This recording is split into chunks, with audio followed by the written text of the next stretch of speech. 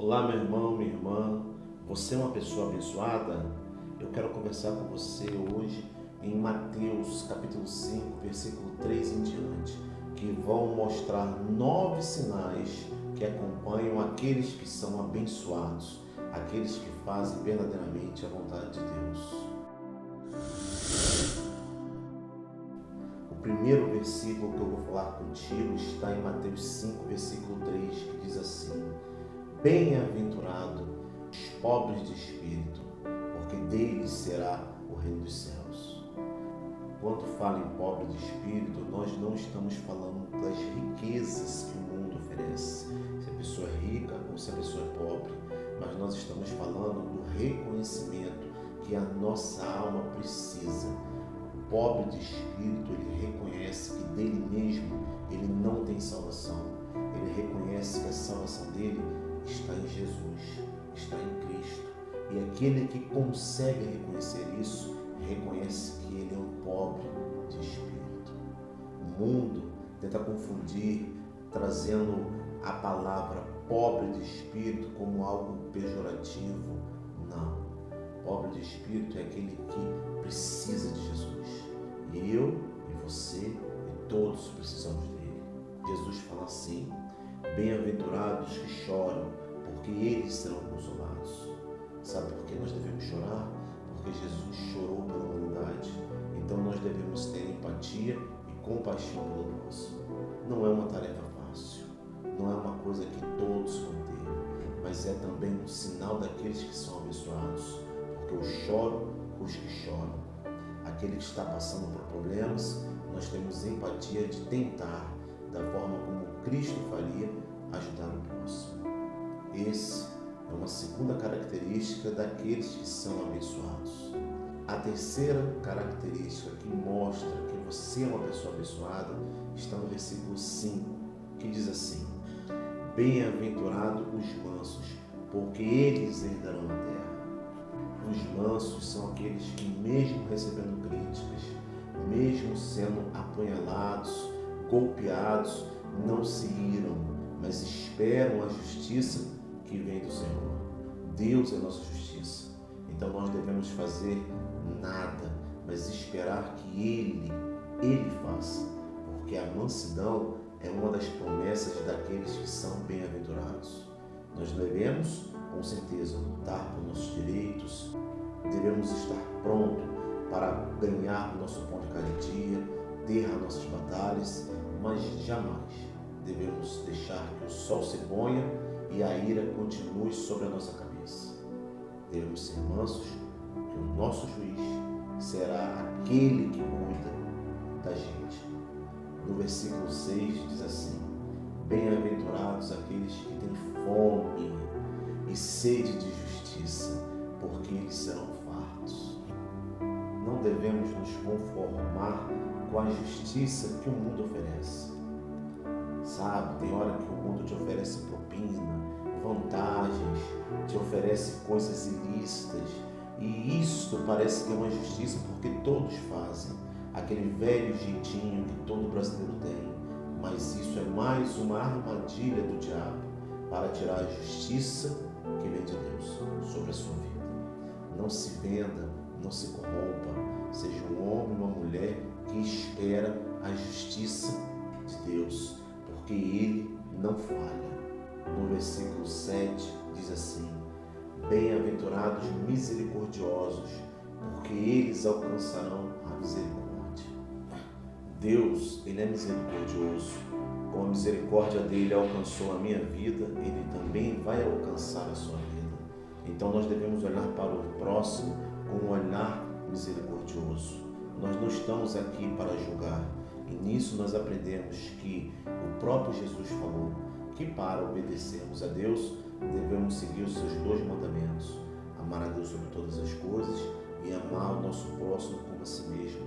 Fazendo isso, as misericórdias de Deus estarão na minha e na sua vida, e nós seremos mais um exemplo de pessoas abençoadas por Deus. No versículo 8, fala que bem-aventurado o limpo de coração, porque eles verão a Deus. O limpo de coração é aquela pessoa que já fez o compromisso com Jesus, é aquela pessoa que já entregou a sua vida para Jesus.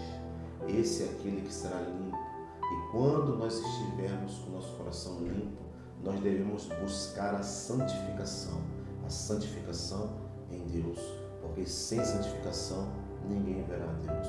Devemos buscar mudar os nossos hábitos, costumes e fazer aquilo que está no coração de Deus para o nosso coração. Por isso que cada vez mais aquele que está se santificando, se santifique mais para fazer a vontade boa, perfeita e agradável de Deus. No versículo 9 diz assim: bem-aventurados os pacificadores, porque eles serão chamados de filhos de Deus. Os pacificadores são os irmãos que já conhecem a fé em Cristo, mas eles estão prontos, estão com seus corações abertos, limpos, para ajuntar o povo de Deus. Hoje, o que mais vemos em nossas igrejas são pessoas que estão divididas, são pessoas que um dia manifestaram a mesma fé, abraçaram, eram chamados de irmãos, mas por qualquer motivo da vida resolveram cada um ir para o seu lado e se tornaram inimigos. Como pessoas que dividiam a mesma fé, hoje não conseguem nem olhar um no olho do outro. Que evangelho é esse? Que família é essa que nós pregamos? Que nós não conseguimos viver em uma sociedade. Se você é uma pessoa abençoada por Deus, se as bênçãos do Senhor estão sobre a sua vida, você também é uma pessoa pacificadora. É aquela que ajunta amizades destruídas, é aquela que ajunta ministérios destruídos, é aquela que traz novamente a amizade entre irmãos. Basta a divisão que o mundo nos oferece. Como igreja, como filhos de Deus, nós devemos buscar a unidade. Então, o pacificador é aquele que traz a unidade para dentro da igreja, sem apoiar lado A nem lado B, mas procura fazer o que é correto para o crescimento de Jesus. No versículo 10 diz assim: bem-aventurados que sofrem perseguições por causa da justiça, porque deles é o reino de Deus. Essas perseguições não são apenas em países onde o evangelho é perseguido de forma clara, mas dentro do nosso contexto também existem perseguições.